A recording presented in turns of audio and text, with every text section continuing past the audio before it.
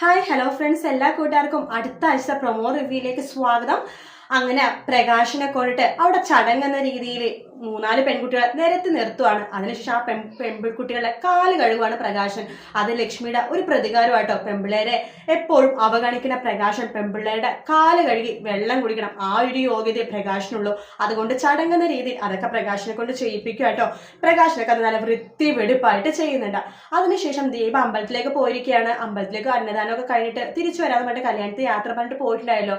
അങ്ങനെ ദീപനെ കാണാൻ വേണ്ടി ലക്ഷ്മി പോകുവാണ്. ലക്ഷ്മി ദീപന് തോളത്ത് ഇങ്ങനെ കൈ വെക്കുമ്പോഴേക്കും ദീപ തിരിഞ്ഞു നോക്കുന്നുണ്ട്. അതിനുശേഷം അവർ സംസാരിക്കുന്ന സമയത്ത് പ്രകാശൻ അവിടെ ഉണ്ട് കേട്ടോ. പ്രകാശൻ തിരിഞ്ഞു നോക്കുമ്പോൾ ഇവർ രണ്ടുപേരും കാണുന്നുണ്ടെങ്കിലും ഇവർ രണ്ടുപേരും സംസാരിക്കണമെന്ന് ക്ലിയർ ആയിട്ട് കേൾക്കുന്നില്ല. അതിൽ പ്രകാശൻ നോക്കുന്നുണ്ട് അവരെ. ആ ഒരു പ്രൊമോ ആണ് വീക്കെൻഡ് പ്രൊമോ എന്ന് പറഞ്ഞിട്ട് ഇപ്പോൾ കാണിച്ചിട്ടുണ്ടായിരുന്നത്.